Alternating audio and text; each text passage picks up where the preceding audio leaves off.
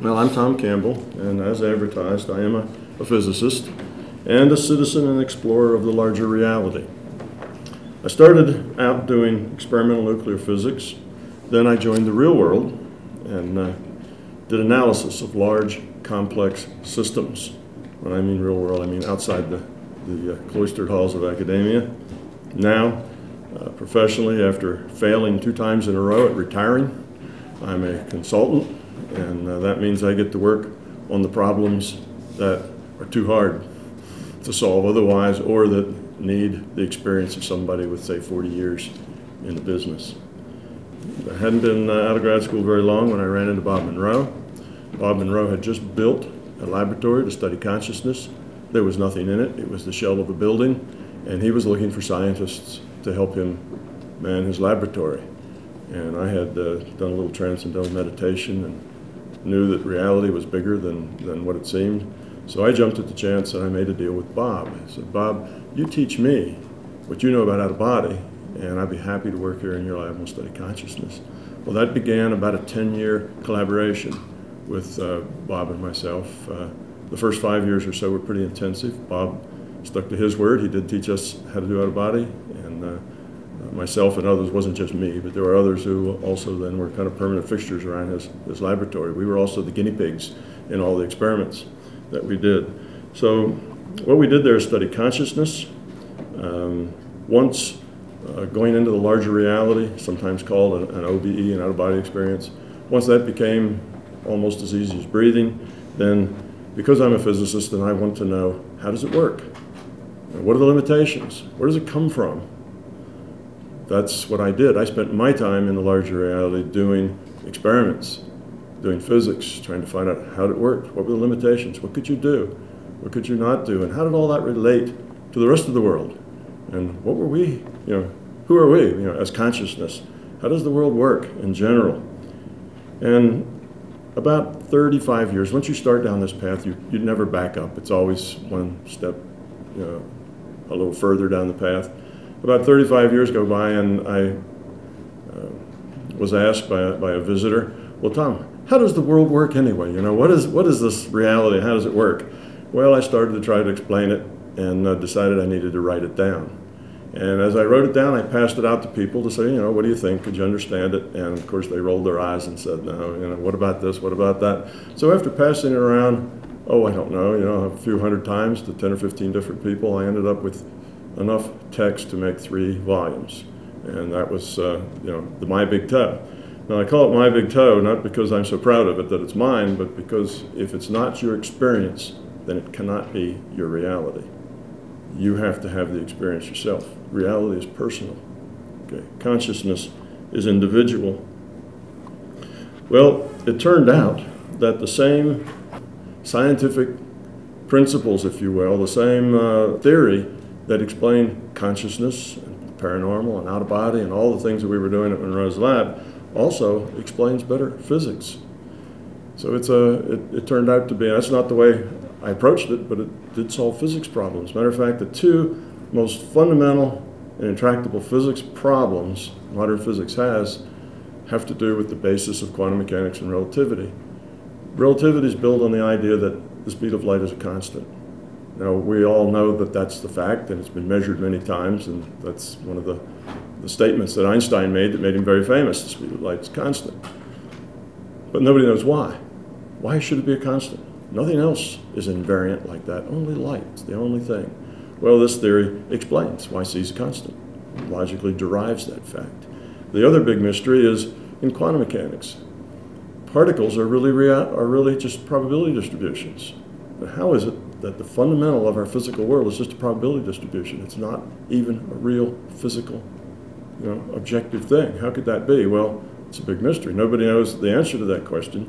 All they know that if they make that assumption that underlying reality at the small level is probability distributions, they can compute answers that are verified by experiment. But nobody really knows why. And that explanation, derivation, if you will, of why reality is probabilistic also falls out of this theory. So it does better metaphysics and it does better physics. But today, I'm going to talk to you about both consciousness and physics, a physics that supports rather than denies alternative approaches.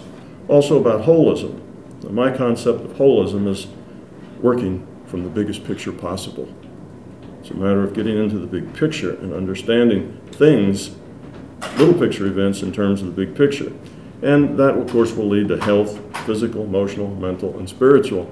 And unless you approach health from all four of those, physical, emotional, mental, and spiritual, then you're not really approaching it from a holistic viewpoint, because we are all of that together. And you cannot heal any piece of that if you're going to ignore the other parts. We have to work with the whole person. Okay, holism is about seeing a bigger picture, being aware of the context as well as the event. There is holism within physics as well. A big picture view of reality must see the subjective content as well as the objective facts of our existence. So we're going to expand physics now out to the subjective as well as the objective. Indeed, physics evolves by becoming aware of bigger pictures. Then the old smaller picture becomes a subset of the new bigger picture. Here's some examples. Once flat Earth was a known fact. It was replaced by a spherical Earth. But the flat Earth becomes a really good approximation for small distances. If you're laying out a football field, you don't worry about the curvature of the Earth. It's irrelevant. It's too small a detail to worry about. Okay, Newtonian physics was replaced by relativity and quantum mechanics. Newtonian physics was once the final answer. It's now only an approximately correct view within the limits of low velocity and in the macro world. You see, so this is a trend. Each revolution in concepts, each holistic step up, was a mighty struggle of a known accepted truth, eventually being replaced by a larger, more general, more holistic truth. A slow process, an uphill struggle. People don't want to change. And now, relativity and quantum mechanics are on the cusp of becoming a subset of a larger, greater truth, a more complete and holistic science. Though most physicists are not yet aware of that fact because it's still very early in the struggle for acceptance. However, it will eventually be accepted because it provides more productive science for all sides. The truth is not fragile. You know, the Greeks logically proved, if you will, that the Earth was a sphere some 200 years before the rest of the world got it. So it takes a long time to change paradigms. Okay. Now, Einstein searched for a greater truth in the last 20 years of his career. It was called unified field theory, and it was called a TOE. A TOE is an acronym for theory of everything. It's a common physics word, TOE, theory of everything. What he wanted to do was, he saw that quantum mechanics had this assumptions that it was based on. Relativity had these assumptions that it was based on, and the two sets of assumptions were incompatible with each other. Each one denied the other one was real. So he knew that because of that, the answer must lie in a bigger picture. Those two were just to be derived from something else, and that's what he called a unified field theory. Well, he failed to do that. That was what I would call a little TOE, because it would have given one overarching understanding of all of objective reality. But as we all know, objective reality is only a little piece of reality. Most of us live in a subjective world most of the time. You know, all of our important decisions, do we go to college, who do we marry, you know, children, all of these are subjective decisions. We don't have enough data to make objective decisions most of the time. So we live in a subjective reality. Okay. Well, what's necessary? We need a big TOE to expand the scope beyond the objective world, to logically explain the subjective as well as the objective, metaphysics as well as physics, mind as well as matter, the paranormal as well as the normal. All of these things are part of reality. And you think, oh, that would be wonderful if that happened. Wouldn't that be great?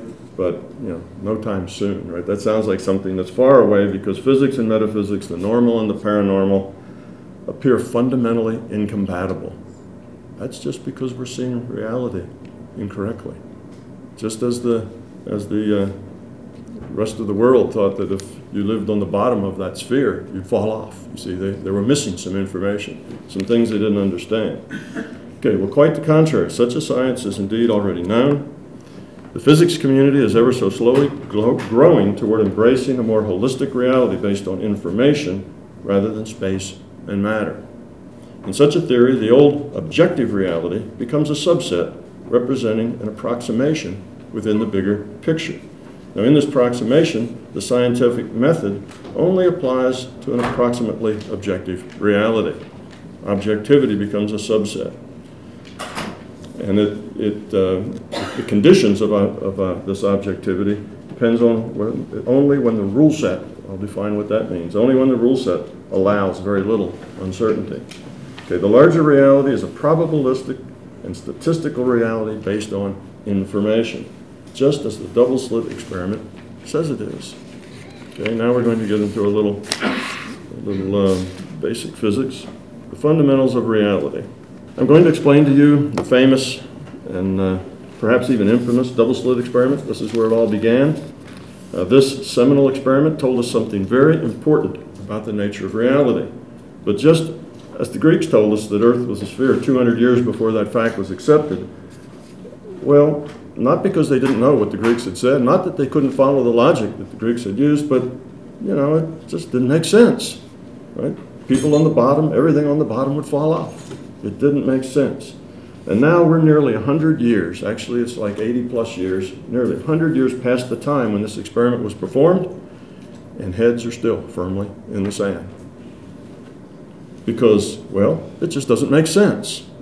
There must be some other explanation. Physicists today simply call it intractable, weird science. That means they don't know. And when working on things that are intractable is a career killer, not a career maker. You go on and do the things that you can do.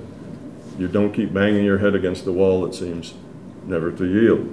Okay, so that's what's going on. Now I'm going to give you a little description, a very quick one. I have to apologize up front.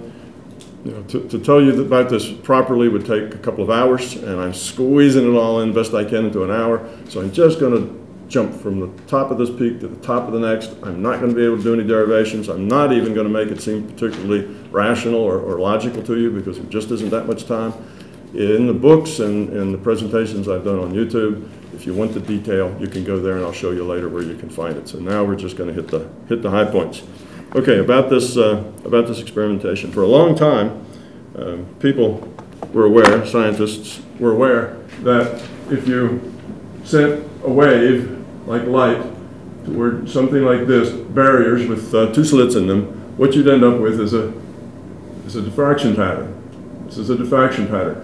What we have is little points of light here, separate points of light, and dark spaces in between. All right, so the light comes through here, and it makes this slit and this slit appear to be like two separate sources. They interfere with each other, and you end up with where the interference is positive here, where it's negative, you get the holes in the middle. Okay, you notice that you have a bright spot right behind this barrier, and right behind these slits, you have nothing, no light. Okay, that's a diffraction pattern. Okay, now that had gone on for decades. That was common knowledge, and Einstein discovered, working with the photoelectric effect, that light comes in little discrete units of momenta. Well, that's a particle. That's how you define particles. They called the particle a photon. But this made a really big dilemma within the physics community because light is a particle, light is a wave. How can it be a particle and wave both? Because if you throw particles at this arrangement, this is the same arrangement, you expect the particle to go straight through and make a spot of light right behind the slit. That's what Newton told us. Things travel in straight lines unless interacted upon by no exterior force. There's no exterior force there, so they should have had, if light's a particle, you should have a little bright spot there and a bright spot there and darkness everywhere else. So they decided it must have something to do with there were so many particles. But that really didn't make sense, you know, because when you shine a light beam as a wave, there's billions of photons. And said, well, it has to do with the numbers, but nobody had any idea how that might work. So the experiment was to say, let's shoot these particles one photon at a time at these slits and see what happens. Well, of course, what they expected to see was this. One photon at a time has to go through one slit or the other, and when it does, it hits the screen. And this experiment has been done not just with light, because light's kind of a magic thing, right? Travel speed of light, massless particle and all that. They did it with electrons. They've done it with hydrogen atoms. They've done it with all sorts of particles, massive particles. The biggest one they've done this with is buckyballs. That's 60 carbon atoms, you know, like a soccer ball configuration. Big molecule, works just the same. So it's not just light. So you can imagine that this is a massive particle, but we're talking in terms of photons because that's the way it was done at first. Well, they did that. One photon at a time, they fired at this thing, and guess what happened? Well, after they fired a whole lot of them, one photon isn't enough to really detect in those days, so they fired, you know, thousands of photons, but one at a time. They expected this, they got this, the diffraction pattern. Okay, now how could that happen? That was a mystery, so they decided, well, let's see what's going on with these slits. So these little red squares here represent detectors. So they put detectors at the slits to see what was going on. And when a photon passed through this slit, you get a little blip on the detector, which then was recorded on some kind of data recording device. And sure enough, it created a little spot of light right behind it. So when they had the detectors detecting, they got this pattern, not that pattern. Well, the only difference appeared to be the detectors. So it was like the detectors are doing this somehow. Okay, the next experiment was to turn the detectors off, obviously. They turned the detectors off. They got this back. So it wasn't just the emplacement of the detectors. The next experiment was to let the detectors run, but don't collect the data. So the detectors there, they're detecting, they're sending signals, but the signals are just dropping on the floor. Nobody's collecting the data in any media. And what happens when you didn't collect the data? You get this diffraction pattern. Okay, now see, certainly reality is starting to look weird, isn't it? Starting to look very, very strange. Okay, this is sort of like, why don't people fall off, you know, the other side of the earth? There's something missing here in the understanding. Then they did another step that gets even more interesting, and that is they let these detectors detect. They collected the data, and you would expect that then you would get this, right? That's what you get. They collected the data. But then, before they looked at this, before they looked at that data, so it was in a computer someplace, let's say, or on tape in those days, before they looked at that data, they destroyed what they collected. What do you think happened? They got this diffraction pattern again, you see? So that gave them the knowledge that it wasn't the actual detectors, it wasn't the act of taking the measurement, it was the act of having the data available. Well, then that created one more experiment. They said, well, if that's the case, that's really, really weird, but let us test this thing. What they did next is they ran a whole bunch of these experiments. And for the point of being dramatic, let's say they ran 100 of them. Just one after the other, you know, do one, then for an hour, collect data, for another hour, collect data. Just ran, duplicated experiment 100 times. But they didn't look at any of the data from here or any of the data from the measurement screen. They put it in an envelope. So let's say they took this data, put it in an envelope, called it measurement screen, took this, put it in an envelope, called it detector 1 for, you know, experiment 1. And then they took both those envelopes, they put them in a big envelope, said experiment 1. And then they did the same for experiment 2 and 3 and 4, all the way up to experiment 100. Then they took all this. They didn't really do this. I'm just making it dramatic, and I'm giving you in a way that's easy to understand, or this is not actually physics protocol I'm telling you about. If they took that and they put it in a vault, let's say for a decade, that data just sat there for a decade. What they discovered happened, and these are called the classical erasure experiments. What they discovered would happen is that you could pull out one, okay, you pull out experiment 1, just randomly, pull out anyone, pull out experiment number, you know, 72.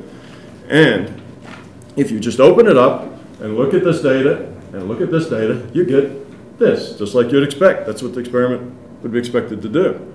But if you don't pull out this data, you leave this data in an envelope, you take this data, and you set it on fire, you burn it.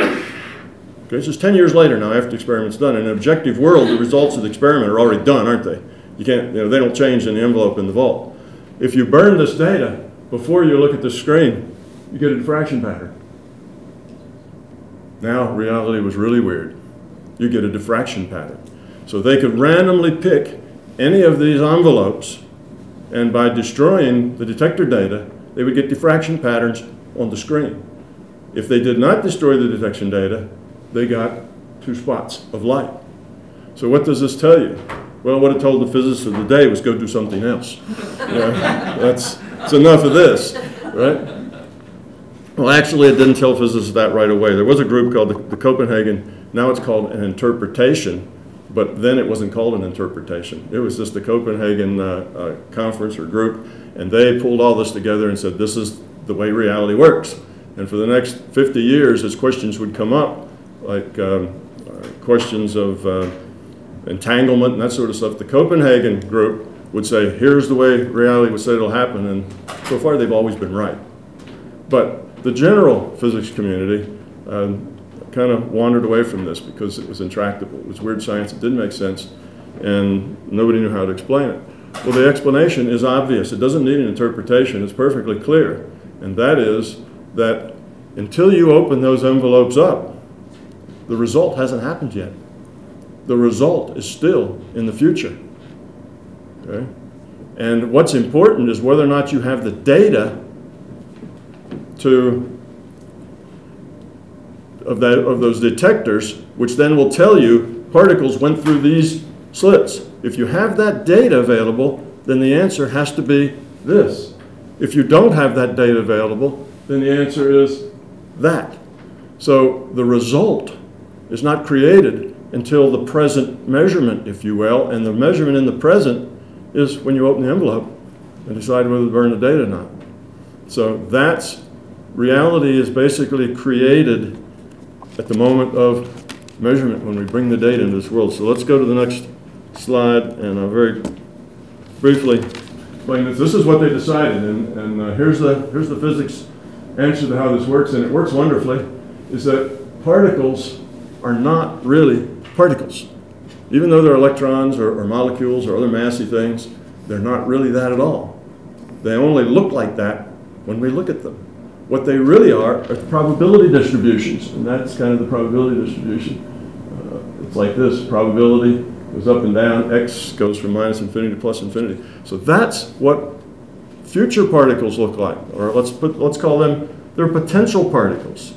They have a probable existence, but they don't really come into existence until you measure them and have the data to prove it, you see. So that was the answer of physicists, and you see what's going on here. This now is the present, where this measurement's being made up here. So this is still all in the future until the measurement's made, which means the probability went through both slits. So the particle is really a probability distribution. That probability distribution is called a probability wave. You've got a wave mechanics, and the probability wave goes through both slits, interferes with itself, and produces a diffraction pattern. That's the way the science works. Now, Albert Einstein has some quotes here. So these are the people now who did this work. These are the fundamental brains and scientists back in the early 1900s who were doing this work. And they made statements like this. Einstein says, reality is merely an illusion. Hence, it's clear that the space of physics is not, in the last analysis, anything given in nature or independent of human thought. Space is not independent of human thought. You won't find many physicists making statements like that these days because it doesn't go anywhere. It goes against this wall of, it doesn't make sense. Here's a letter from Einstein to David Bohm. David Bohm was a co-researcher with Einstein. They worked together.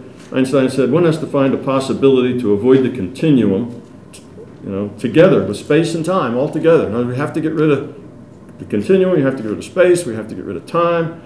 He says, but I have not the slightest idea what kind of elementary concepts could be used in such a theory. See, up against the wall. Okay, next is Eugene Wigner. He says, it will remain remarkable in whatever way our future concepts may develop that the very study of the external world, and he meant quantum mechanics, led to the scientific conclusion that the content of consciousness is the ultimate universal reality. Now, this guy's a Nobel Prize winner. He's not some New Age guy, handing out leaflets on the corner. We're talking about the very best of the best scientists at the time that were the inventors of these concepts and actually did the experiments. Max Planck, another father of quantum mechanics. Quantum mechanics had a sordid future, evidently, because there's lots of fathers. And Max Planck said, science cannot solve the ultimate mystery of nature because in the last analysis, we ourselves are part of the mystery we're trying to solve. All right? Well, that's true. Einstein was saying the same thing. The space of physics is a function of our conceptual scheme. Well, what are they saying? Basically, they're saying what's out there, our reality, is somehow entangled with what's in here. Consciousness is at the root, you see. Okay, so summary, if we take just from these statements, we can see reality is a product of consciousness. Consciousness is fundamental, and space and mass are somehow derived from it. Reality, particles, exist only as probability until they're measured and made and the data is available. Time and space are not continuous. They're digital. Okay? Well, these are kind of radical ideas. But here's Einstein, here's Planck, here's Wigner at the time, and this is going on now in the early 1900s, 1920, 1930. And it hasn't actually progressed any past that as far as understanding it. Actually, we've regressed. We don't understand it as well as we did then because we've ignored it. What we've learned to do is calculate. We've taken these as facts. Speed of light's constant. Particles are probability distributions, and we've learned to take those facts and just calculate all sorts of amazing things. Quantum mechanics and relativity are two of the most productive branches of physics ever. They're good. They tell you what, they predict the experimental results. Okay, let's move up. Get some contemporary thoughts. Dr. Edward Fredkin started the digital physics movement about 1992. And now he did not come through at it from quantum mechanics. Totally different approach altogether. He was working, he's a physicist working in information sciences, and he said reality is a computer itself, implemented on a computer, essentially digital, essentially informational. And of course, as soon as he said that, people asked Dr. Fredkin, if it's implemented on a computer in a simulation, where's it implemented, Joe? Where is this computer? And who wrote the programming for it? And Fredkin said, my science doesn't tell me that answer. It tells me, though, that my statements are true. That has to be the case, just like this tells you that that has to be the case. Okay? So he said other. It's in other. Nick Bostrom. Now I'm leaping a decade at a time. I've taken samples a decade apart. 10 years later, in the early 2000s, Nick Bostrom, he's now head of a department in Oxford. Again, not a lightweight thinker. He wrote a paper called Are You Living in a Computer Simulation? And all these things are available on the internet if you want to look them up. And his result was he could not show even that it was unlikely that that was true. Therefore, that remains a very real, in his words, even likely possibility. Okay, now here's a third person, approaches it from a totally different view, another decade later. This is now 2010, right? He's written a series of 3 or 4 papers. The Physical World as a Virtual Reality was his first paper. Brian Whitworth. The digital physics movement started in 1992 with Fredkin. There's hundreds of physicists that call themselves digital physicists. Not like this is just 2 or 3 people talk about this over beer at night. This is there's a lot of physics going on working in this area. That's why I say it's hopeful. Science is moving in this direction. Okay, what Brian did is he said, all right, we have this idea that reality is simulated. It's a virtual reality, and we have the idea that reality is objective. So let's just look at all the facts we know, the results of all the experiments, the things we know that are true, and see which one of these is the better descriptor of our reality. Which one works best? Which one solves the problems and has fewer problems of its own? He did that in a big matrix, and at the end of his talk, his conclusion was, physicists, wake up. A virtual reality, assumption of a virtual reality is better physics. It fits the data better, answers more questions. Okay, so that's where we're going. That's kind of a contemporary thing, decade at a time. All right, let's try to rush on forward. We're going to talk a little bit now about consciousness and reality. Okay, consciousness is the fundamental reality. If you decide to do the books, and they're free on Google, by the way, entirely, you'll find this is derived, but I'm just going to state it now. Consciousness is the fundamental reality. Matter of fact, this is the only thing that's fundamental. Everything else other than consciousness is virtual. It's a derivation of consciousness. Consciousness is an information system. I call the larger consciousness system, that's a digital information system. At the most fundamental level, consciousness is just information. Information, the most fundamental level is bits, and bits, the most fundamental level are binary. Okay? Now, tell you a little something to make this more palatable for you. What is your reality right now? What's this reality? What you're hearing, what you're seeing, what is it? It's just information. It's even digital information. You're getting light beams, you're getting acoustic waves, they all get into your sensors, right, for your body, your senses. And what do they turn into? Electrical signals, right? Eventually they turn into patterns of neurons. That's just digital information. So your reality is indeed just digital information. And you take those patterns of neurons and those electrical signals and you interpret them as this reality. It's just an interpretation from the data you get, digital data. Okay, information is non-physical and it's subjective. Okay, two properties. Now you think information is non-physical? That's only a question if you can't separate the difference between the information, which is the content, the message, the meaning, okay, from the media and the code symbols. The media is physical, the code symbols are physical. Let's take a book. The paper is physical, the ink is physical. You can put both of those in a bottle, but the meaning, you know, that's not physical. You can't put the meaning in a bottle. It's non-physical, the message. And it's subjective because it's personal. If you receive data, you have to interpret that data. It doesn't come with some known interpretation. You interpret it. How do you interpret it? You interpret it based on your knowledge, on your beliefs, on your fears, everything that makes you up, your experience base, your database that is experience. That's how you interpret the data. So every one of us now is interpreting the data they're getting in their own way. Okay? That's why 5 people see the same accident turn in 5 very different accident reports, right? We all live in our own personal reality. We are consciousness. Okay? Information systems and evolution. We now have to talk about evolution. Information is a digital system. In a digital system is represented by organized bits. Now in physics we have this word called entropy. Entropy is a measure of disorganization. So if things are disorganized, you have high entropy. If they're organized, you have lower entropy. Okay, it's just a term. Comes out of thermodynamics, but it's a general term. Okay, example. Take a bunch of children's blocks and you just randomly toss them. There's no information. Put them in an order. So now we're putting some order in it. They may spell something, or they may just form a pattern.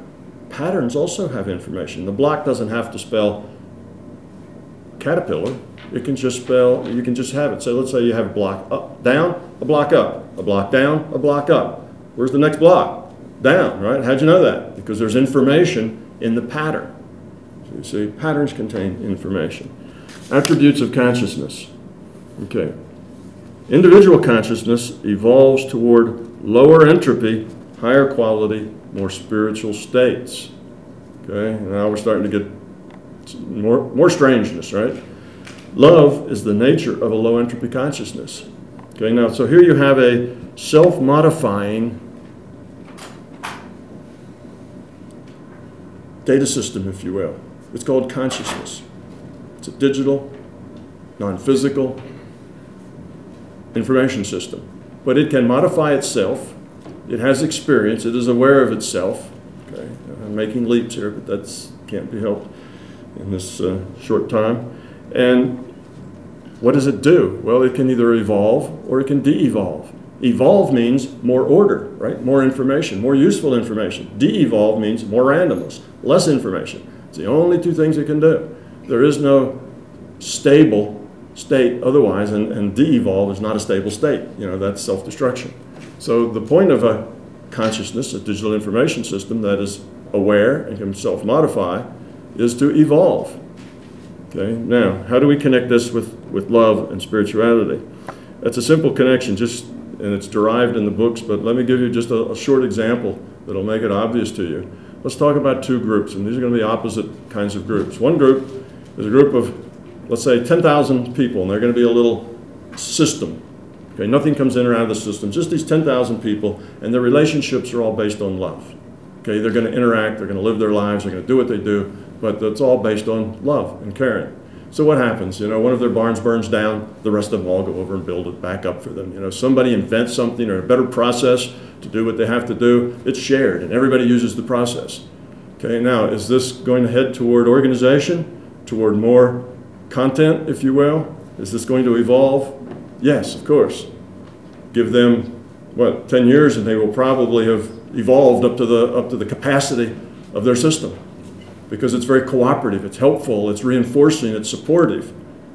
Okay? This builds more order, more content. Now let's take the opposite group. These are people who are full of fear, because the opposite of love is not hate. The opposite of love is fear. Okay? Fear derives hate. You know, hate's a derivative of fear. So is belief. So is ego. All these things derive from fear. So let's take a fearful group. And this fearful group are all self-centered, right? Because they're afraid somebody else might get something they don't have, or they're afraid that somebody may take what they have. You know, they're afraid it's all about them. Okay, now take that group. Now somebody's barn burns down. What did everybody do? Great, that guy's barn burned down. Now we don't have to compete with him anymore. You know, matter of fact, they may have set that fire to begin with. Somebody invents something. What do? Well, they keep it quiet so that they can profit from it. And what do other people do? They try to steal it away from him. And if they can't steal it, maybe they just go shoot him and take his stuff. You know, this is just about me. Well, now how does that evolve? Are we building? You know, is this a thing that builds up, that evolves toward, or is this something that tears itself down? Every time it starts to build a little, somebody will tear it down, because this group of people and that group of people now don't like each other, and what do? They have a war. It kind of sounds like the place we live, doesn't it? Okay, so that gives you an idea of how evolution, entropy, and love are all connected in this consciousness system. Okay? So, words like a low entropy system, a low entropy consciousness, is the same as a high quality consciousness, is the same as a spiritual or loving consciousness. So the more you lower your entropy, the more you become love. And not act loving. There's a difference between becoming and acting. Okay? There's a big difference. One is at the being level, the other is at the intellectual level. Okay? Consciousness works at the being level. All right, now look at the attributes of consciousness. Input, experience. It has to have experience, right? Memory. If you didn't have memory, every experience would be your first. Processing. You have to be able to compare experiences so you know which ones are better, and how do you know what's better and what's not? Purpose. You need a purpose. Well, in this system, the purpose is to lower entropy and evolve, to survive, is the purpose. And it has to be self-modifying. Now you look at these again and you say, well, you know, that defines life. Look at the first cell in this biological realm, in this physical reality. It had to have input. It had to sense something about its environment, or how could it evolve according to its environment? It had to have memory, even if it's at the cellular or DNA level. It had to have memory, otherwise you could never tell if you're getting better or not. It had to have processing. It had a purpose, which was survival and procreation, right? That's our physical evolution driver. And it had to be self-modifying, or it'd still be the same. Okay, so these are the same attributes of life. Consciousness is life. Consciousness is what's fundamentally alive in us, not these bodies. All right, so let me just run through a real quick summary. Consciousness is best modeled as a superset, a self-modifying digital information system capable of computing virtual realities. The larger consciousness system evolves by lowering the entropy of the system.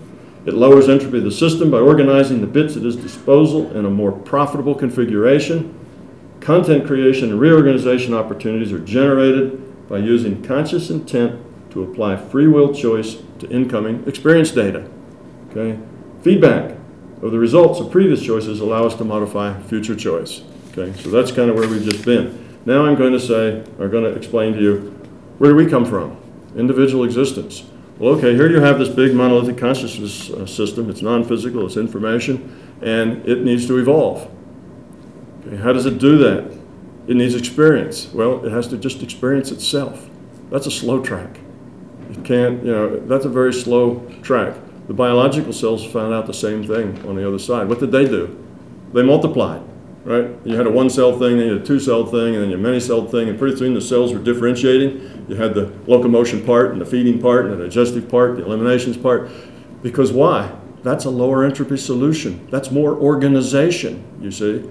Well, the consciousness system, what could it do to improve its evolution? The same thing. It could split apart. Now you had lots of little subsets of consciousness interacting with each other, making choices, growing. Very soon, these all became different because they all had different experience. So they all had different, we said we create our own reality from our own set. We have to interpret the data. Well, they're just exchanging data. They all become unique beings, if you will, subsets of consciousness. That's you and I. That's all of us. That's what we do. And now you see that what we are is part of the larger consciousness system strategy for evolution. As we evolve and lower our entropy, the whole system evolves and lowers its entropy. You see, we're part of a larger system. And that also defines things like morality, what's good, what's bad. What's good? What's good is what lowers your entropy. It's what helps you grow toward love, toward being love. That's what's good. What's bad? It's the things that take you the opposite direction. So it's a split between fear and love. Creating physical reality. The last piece of the puzzle that you probably want to know about is, okay, that's consciousness. That's the what fundamentally exists. So, and now we know what we are, right? We're a piece of that consciousness. And being a piece of that consciousness, guess what? You've heard this phrase, we're all one. We are. That's literally true, not just a warm, fuzzy saying. It's literally true. And we're all netted.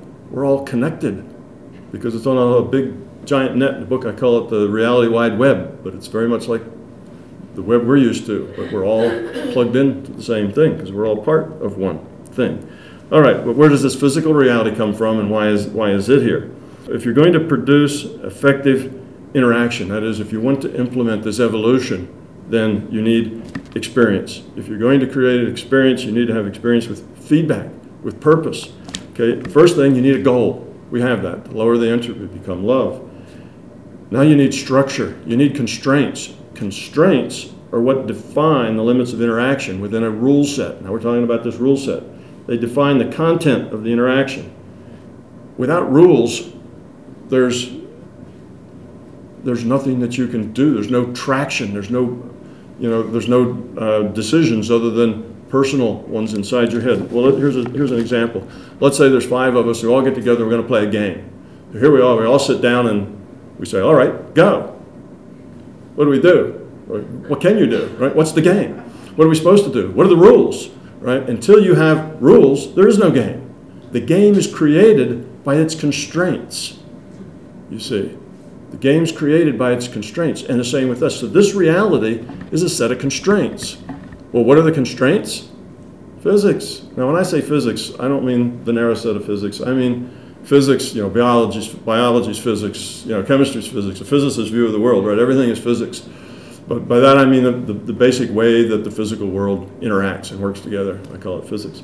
So physics, our physics is the rule set, and we've dug out a fair number of the rules in the rule set. It's called our science. But that's the rule set. Now, where did this physical reality come from? Well, you've heard of the Big Bang. Now think of the big digital bang. And we have big digital bangs in our computers, those people who are cosmologists who try to simulate the Big Bang.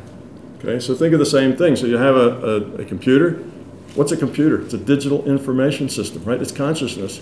Dr. Fredkin, other consciousness is the computer.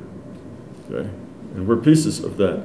So anyway, what do? Well, you start with a lot of energy, you put in a tight space, you come up with initial conditions, and then you hit the run button, and what happens? Well, that energy, because it's so tight, it expands, and as it expands, it cools, and as it cools, you get bodies, you get solar systems, you get stars, and some of those have planets, and some of the planets are like this one, and then you get one cell, get the right amino acids together, and you get a cell, and then a multiple cell, and here we are, sitting in an auditorium. So you didn't make a very fast pass at it.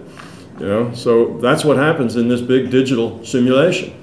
So this big digital simulation, as Fredkin said we must have, is an information system. And it's an information system based on probability of all the things that probably could happen given from where we started. Okay? Now, why do we have this? Why develop that? Why would the larger consciousness system develop such a thing? Because now we can have rules to play the game. We can have experience. We can interact in a schoolhouse that has immediate feedback.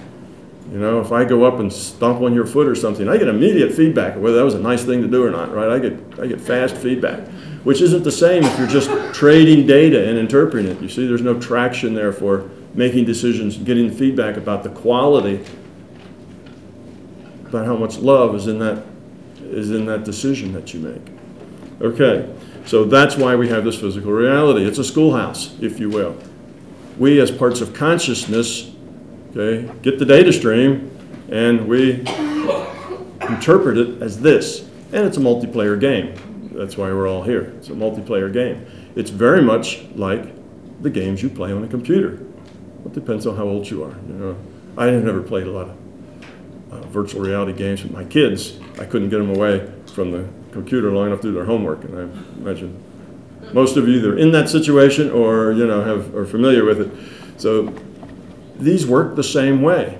Okay, everybody is walking around in their own reality. Every computer on the desktop playing World of Warcraft or whatever gets its own data stream, and that creates that reality. So that's the kind of, that's the idea. Okay, that's physical reality, a schoolroom where consciousness can interact.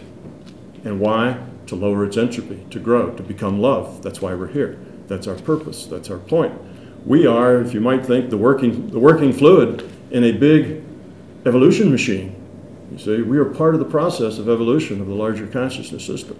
That's our thing. So we hear these nice words, you know, about holism, about love, and love heals, and looking at big pictures. These are not just nice ideas.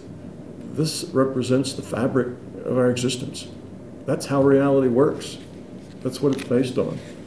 All right. We've talked about individuated units of consciousness, where you and I come from. We've talked about physical reality, what that is.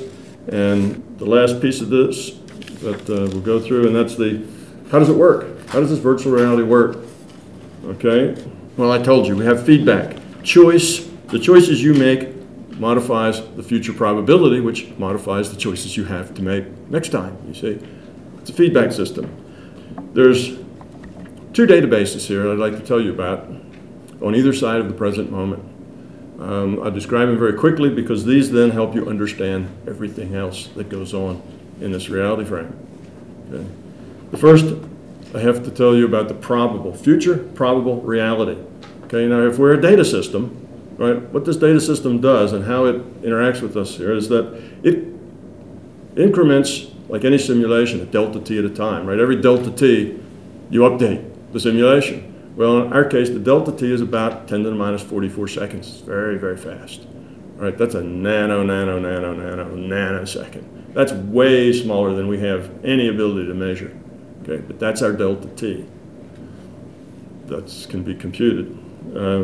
So every delta t, the simulation updates. Now, that then defines the present moment. We are in some delta t. Now, we make choices within that delta t. We have free will to make those choices. Free will is not you get everything you want. Free will is you have a certain decision space, and that decision space defines the size of your personal reality. That decision space is a collection of all the decisions that you can make. Not necessarily all the decisions that are possible, because there's some decisions you can make that you just don't know about. They're outside of your reality, outside of your, you know, of what you know. So it's just what you know, the decisions you can make. And within that decision space, you have free will to pick one of those decisions. You can go take this path, you can take that path. Okay? You can get angry when I stomp on your foot and stomp back, or you can say, excuse me, and, you know, see if I have a problem. You know, am I having a problem walking, or what's the issue? So you have decisions about how you react to everything. And if you make these decisions well, with love, you evolve the quality of your consciousness. If you make them poorly, with anger, with fear, you de-evolve the quality of your consciousness. Okay? So you take what we are now in this delta t, then we just compute what's most likely to happen in the next delta t. And assuming that that's correct, then we'll take that as the basis and say what's most likely to happen in the next one. And then the next one, and the next one. So each one is based on the accuracy of the one before it, so eventually it gets pretty ratty, right? It doesn't get too accurate if you go far enough out. But you can do this, and when you do it, you have created what I call the future probable database. So it's everything that possibly could happen, every choice that could be made, and the probability that it will be made. So it's a big probability distribution of everything that could happen. Then you have the present moment where free will lives, and we actually make decisions and do things, make choices for our evolution. And then on the other side of the present moment, after we go to the next delta t, that old delta t now becomes the past, right? That's the history. And it's just one big historical database, but it contains all that probability information. So it's everything that, you actually can break it into two pieces. Everything that could have happened, but didn't, and all the probabilities that it would have, and everything we actually did happen, which you string those together through the database, that's our history. Everything that actually did happen because of our choices that we made. Okay, so that's the structure of it. And just with that structure, you can understand all sorts of things. Out-of-body experiences that are in what Bob called locale one, which are kind of had to do with this physical reality frame. All they are is accessing the database. Remote viewing, just taking data out of this database. And you can take it out of the past or the probable future. Remember, the probable future is only probable. It's just probable. Probabilities change. And when that next delta t we do something unlikely, well, the system has to calculate the effect of that and its ramifications all the way out. But, you know, we're pretty predictable, particularly only at 10 to the minus 44 seconds at a time. We're very, very predictable. Okay, you know, if you talk with your dead Uncle Fred, it's just data. It's data out of the historical database. Now, a historical database does not have free will. All the free will is at the present. That's us, right now, in the present moment. There's no, you know, the characters, and you talk about characters, you know, you get into these databases, it's like getting into a movie. It's like you're there. It's a very good database. It's not just like your library you're used to. You can get into any kind of scenario, and it's just like being there. It's just like being there. You can't tell any difference, but if you do experiments, as I have done, you find out that it's flat because it's just following the probabilities. And if you go back at the same scenario and start it with the exact same question in the same way, you get the exact same answer every time. It doesn't change because it's just probability distribution. That dead Uncle Fred is just probability distribution in a historical database because what was Uncle Fred now has moved on, doing something else, and we can talk about that if you want later. Examining past lives is data out of that database. Seeing auras, you're just getting data out of that database, something I've done for 30 years. It took me a while to figure out what was going on and how it worked, but it's just data. You can define the output to be any way you like. It's your intent is what accesses the database. You know, reading tea leaves, tarot cards, horoscope. Okay, those are things getting into the future, probable database. Well, why aren't they always right? Because, well, it's just a probable database. You know, probabilities change, and because it depends on the interpretation of the individual doing it, which has its own issues. Precognitive dreams, intuition, all those things come out of the future probable database. Okay, now how do you heal with your mind? Well, I guess we'll get into that a little later. This is about health. You can heal with your mind, with your holistic approach. What you're doing there is modifying the probabilities of the probable future.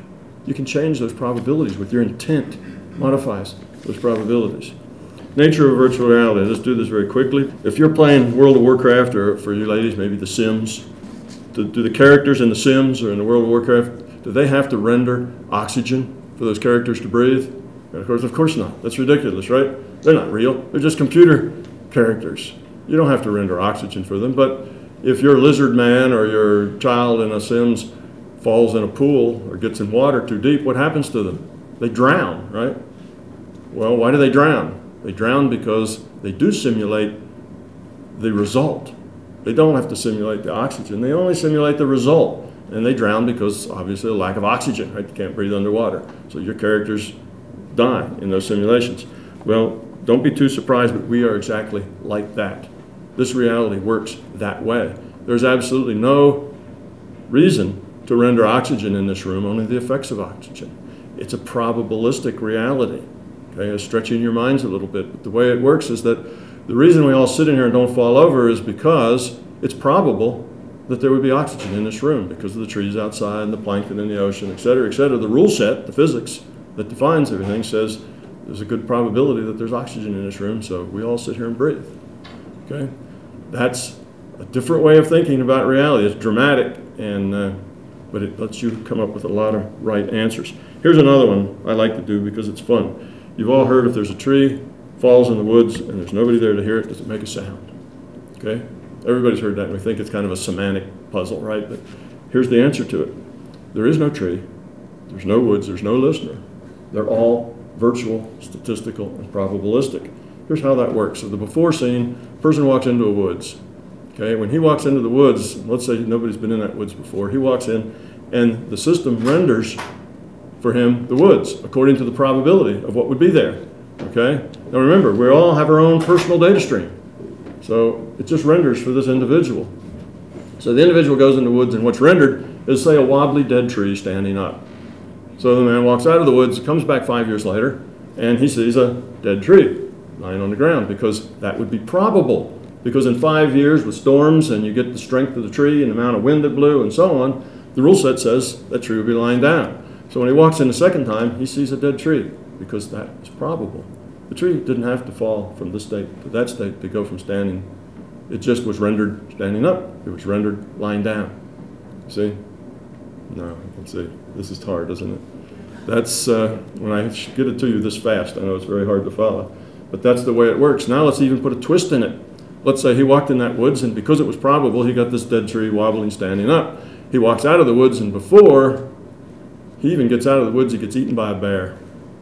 Now what happens? Somebody else walks into the woods the next day. Are they going to see the exact same thing? Maybe, maybe not. You see? Because now it will be rendered, when they walk into the woods, it will get rendered to them, but what is probable? Now, okay, if it was probable a day before, it's probably still probable today, but maybe not. What if the probabilities were such that there was a whole bunch of different things that were equally likely? Almost equally likely. Then you walk in the next day and there may not be a dead tree there anymore. You see? That's the way reality is. So I talked earlier about how the objective world is an approximation. That's an approximation in the case where the uncertainty is small. Okay? I throw a baseball. If I know the vector velocity of that baseball, and I know the air and the air currents and everything about it, there's tiny little uncertainty about where that ball is going to land. I can calculate it, to 15 decimal places. Very little uncertainty. Well, if there's very little uncertainty, it's approximately objective, and that's our objective world. But there's a whole lot of other world out there besides that, and this explains all of it. Now, consciousness experiencing a virtual reality generated by consciousness. Key idea here is that conscious intent changes future probability. And that's part of our system because that's the feedback. See, we make our own reality. Why is this reality we live in so messed up, so full of awful things? And just watch the news and all it will be is depressing. Why is it like that? Because that's a reflection of us being all the people that live in it. So the ugly and the beautiful are all there because it's all here among us, the people. We make this reality. It is what it is because we are what we are. We all know that this is true, that intent changes probability. A long time ago, in 1957 or something, Norman Vincent Peale wrote a book, The Power of Positive Thinking. Well, we all know that. If you think positive, and you're always very positive, and you're loving, you care, things just kind of work out for you. You'll live a good life, right? Things are kind of happy. On the other hand, if you think negative and everything's awful and so on, you tend to have a lot of awful things that happen to you. But it's not all just that. There's also some randomness. There's some randomness in it too. Well, then what about prayer? Does prayer work? Well, yeah, it works. It's the same thing. It's intent. You get a bunch of people with an intent for something to happen. It changes the probability of the future. What about the placebo effect? We all know about that. That's what the drug companies have to beat in order to get their drug on the market, right? They have to beat the placebo effect. And that effect's getting harder and harder to beat. They're now going offshore. They're going to other countries to do their placebo effect testing because it's easier there than it is here. Why is that? Because we've been fed so much hype and so much junk from our marketers that we don't believe anything anymore. So when somebody tells you, oh, this is a great pill and it's going to make your liver stop quivering or something, and we go, yeah, right. Whereas before we went, oh, wow, thanks, doc. You see, the placebo effect, changes. Okay? If your intent is focused on, yes, I'm going to get better, and you feel that way, and it's not just that you'll think you'll get better, placebo effect says you will get better. Well, not everybody. Say 35%. That's the 35% that internalizes that message and really gets it at that level. Changes their intent. The ones that go, they say that to everybody. It doesn't help them get better. Okay? Because it doesn't affect their intent. Okay? Okay, now here's what I was telling you about. This is what defines what's objective. Sometimes we have, thing one is in a state, A, B, C, D, E, and so on. Now, I'm getting very abstract here, that's the way mathematics physicists do, but bear with me. It's very abstract. So thing one is in one of these states. And here's the probability function that describes it. Okay, that is describing a situation that is approximately objective.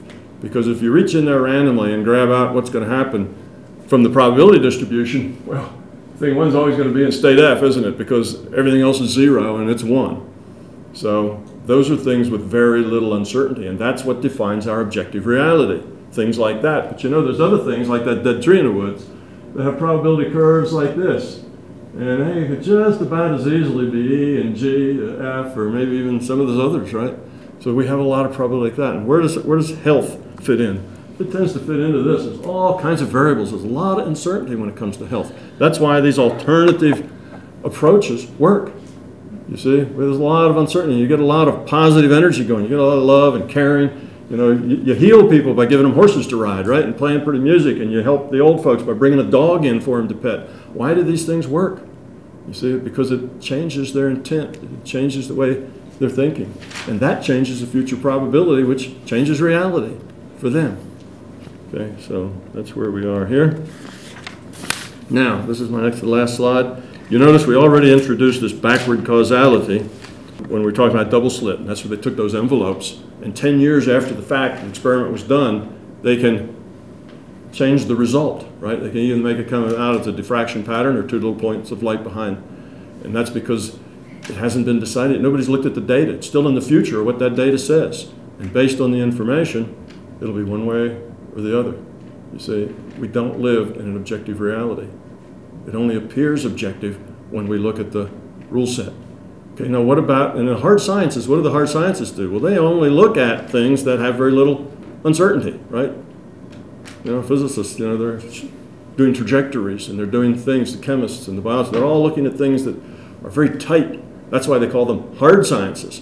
Well, what about the soft sciences? Well, the soft sciences, there's a lot more uncertainty in it. If you're a psychologist or a sociologist, now you're doing statistics, right, to see kind of where the lumps are. A lot of uncertainty. Well, what do we know about the soft sciences?